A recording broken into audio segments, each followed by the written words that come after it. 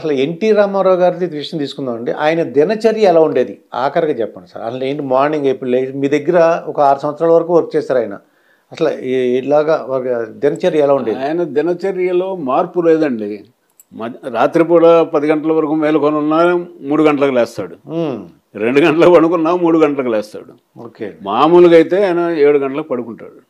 Night night ఎప్పుడు కూడా అంటే ఏదన్నా ప్రోగ్రాంలో ఉంటే తప్ప మామూలుగా అయితే 7 గంటలకు పడుకుంటాడు. ఓకే.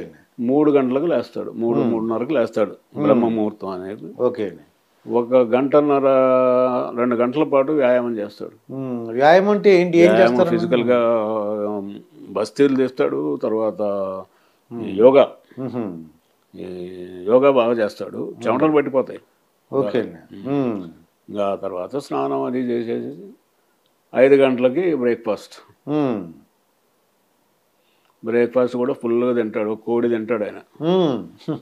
ఏ అనుమానం లేదు. మనల్ని కూడా అక్కడ తినమంటాడు. అంటే బ్రేక్ఫాస్ట్లోనా లేకపోతే లంచ్? బ్రేక్ఫాస్ట్లోనైనా లంచ్లోనైనా ఎప్పుడు అవైలబుల్ ఉంటే తినేస్తాడు. అది అంటే నాటుకోడి ఇష్టం అంటారా? మళ్ళీ మామూలు చికెన్? నాటుకోడి తింటాడు. తర్వాత ఇక లేచిన తర్వాత 5 గంటలు దాటిన తర్వాత ఇంకా ఇంటర్వ్యూల కోసం ఎదురు చూస్తుంటారు. ఎవరు ఆఫీసర్లు ఎవరు వస్తారు కదా ఆడ నుంచి. ఇక మామూలుగా మధ్యాహ్నం లంచ్ కూడా పెద్దగా తిండు ఆయన. రైస్ పెద్దగా తిండు. ఇక తినకూడదంటూ లేదు ఆయనకు. ఓకే.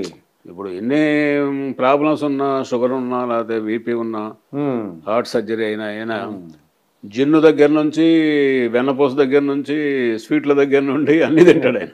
ఓకే. ఏ తినకూడదో మళ్ళా అంటాడు షుగర్ వాళ్ళం, అన్ని తింటాడు ఆయన. అవన్నీ కూడా ఈ ఎక్సర్సైజ్ దెబ్బకి అది అవుతా ఉంటాయి, న్యూట్రలైజ్ అన్నమాట. మధ్యాహ్నం పడుకునేవారు అంటారా? మధ్యాహ్నం పడుకోవటం ఎప్పుడు ఉండదండి. ఇంకా నైట్ ఎవరు లేకపోతే కాసేపు. కాకపోతే ఆయనకు ఒక అదృష్టం ఏంటంటే 5 నిమిషాల్లో గాఢ నిద్రలో పోతాడు ఆయన. ఓకే. ఫ్లైట్లో పోతున్నా, నేను హెలికాప్టర్లో పోతున్నా, 5 మినిట్స్లో మంచి నిద్ర పడతాడు. మరి ఫ్రెష్గా వస్తుంది మొహం. అది మన వల్ల కాదు. అది కష్టం మాత్రం అంత మాత్రం కష్టపడేటువంటి మనిషిని మనం చూడలేమండి. అది ఒక్కోసారి మనకనేది ఎందుకు ఇంత కష్టపడుతున్నాడైనా, మొగటం లేని మహారాజుగా బతికాడు, సినిమాల్లో అనుభవించని ఆనందం లేదు, రాని పేరు లేదు, డబ్బు ఉంది, అన్నీ ఉన్నాయి కదా, ఎందుకు ఇంత కష్టపడిపోతాడో అనుకుంటాం మనం కూడా. కాకపోతే ఆయన నేచర్ అలాంటిది. సార్ ఇది ఇప్పుడు ఎన్టీ రామారావు గారు తన చైతన్య రథాన్ని వాళ్ళ కొడుకు రన్ చేశారంటున్నారండి, హరికృష్ణ. అలాగే బాలకృష్ణతో ఎలా ఉండేవాడు? తన అంటే ఈ సినిమా రంగం తన యొక్క వారసుడేమో బాలకృష్ణ అని చెప్పారండి. అలాగే సినిమా రాజకీయంగా అది అయితే సినిమా వారసుడు అయితే బాలకృష్ణ. హరికృష్ణ గురించి అసలు ఎలా మాట్లాడేవారు? ఆయన కొద్దిగా అగ్రెసివ్గా ఉన్నట్టు అనిపించేదండి మాకు చూడడానికి. అంటే హరికృష్ణ ఎప్పుడు కూడా నేను ఒక చీఫ్ మినిస్టర్ గారి కుమారుడినని, ఒక ఎన్టీఆర్ అంటే గొప్ప ఫ్యామిలీలో నేను ఒక సభ్యుడినని ఏ రోజు అతను గర్వపడటం కానీ ఆ విధంగా బిహేవ్ చేయటం కానీ ఉండేది కాదు. ఈవెన్ డ్రైవర్లతో కూడా మిగిలిన కొడుకుల కంటే కూడా డ్రైవర్లంతా అతన్ని లైక్ చేస్తారు హరికృష్ణని. ఎంత సింపుల్ మ్యాన్ అంటే నన్ను మామ అని పిలిచేవాడు. ఓకే. ఇప్పుడు చైతన్య రథం ఊరి దగ్గర పోయి ఆగుతుంది కదా, ఒక ఊరి దగ్గర ఆగినప్పుడు ఈ కార్పెట్ ఇది ఉంటుంది కదా మన లారీల మీద కప్పేది, టార్పాలిన్, దాన్ని బండి కింద వేసుకుని పడుకునేవాడు. అంటే మామూలు డ్రైవర్ లాగా లేదు, కాసేపు పిచ్చపాటి మాట్లాడుకునేవాళ్ళం. ఆయన సిగరెట్ కాల్చేవాడిని, నేను సిగరెట్ కాల్చేవాడిని. నా జేబులో ఆయన తీసుకునేవాడు, ఆయన జేబులో నేను తీసుకునేవాడిని. ఎన్టీఆర్ గొప్పతనంలో ఇది కూడా ఒకటండి.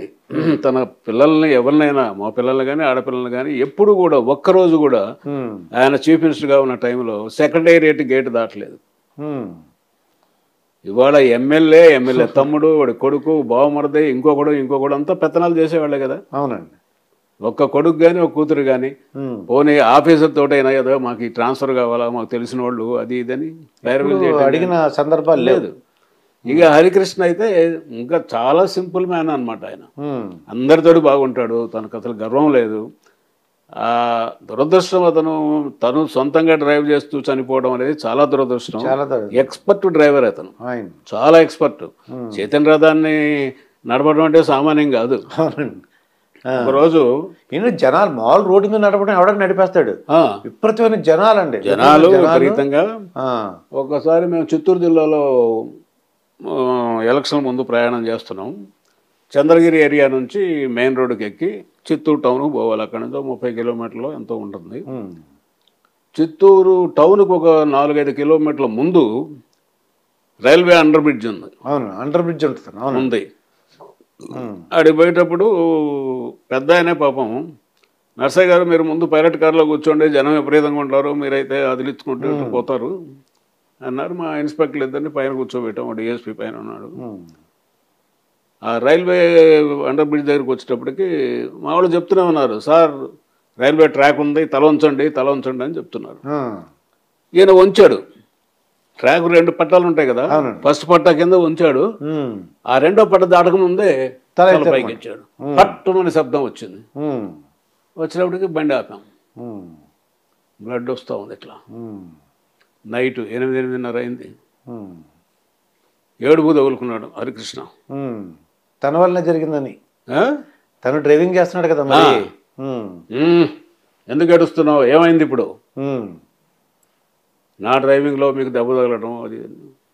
సరే కొంచెం బాధపడ్డాం. ఏదో ఒక గుడ్డ చేసేసి కట్టుకట్టాం. చిత్తూరు మీటింగ్ దగ్గరికి పోయాం. జనం ఒక 30-40 వేల మంది ఉన్నారు. ఝాన్సీ లక్ష్మణి ఆమె పోటీ చేస్తా ఉంది అక్కడ. నాకు తెలుసు, వాళ్ళ నాన్న డిప్యూటీ కలెక్టర్గా చేశాడు. జనం అంతా ఏదో ఎన్టీఆర్ మీద రాళ్ళు వేశారు, దెబ్బలు తగిలినాయి, కట్లు కొట్టుకొని వచ్చారని చెప్పి పెద్ద కమోషన్ అన్నమాట జనంలో అలజడి. నేను చెప్పిన మైకులో చెప్పి, ఏం కాలేదురా బాబు, ఇట్లా జరిగింది, మీరు తొందరపడొద్దు అనవసరంగా అని చెప్పి. అప్పుడు త్రివిక్రమరావు గారు వీళ్ళ బ్రదరు, ఎన్టీఆర్ బ్రదర్, ఆయన కూడా ఉన్నాడు మా దగ్గర.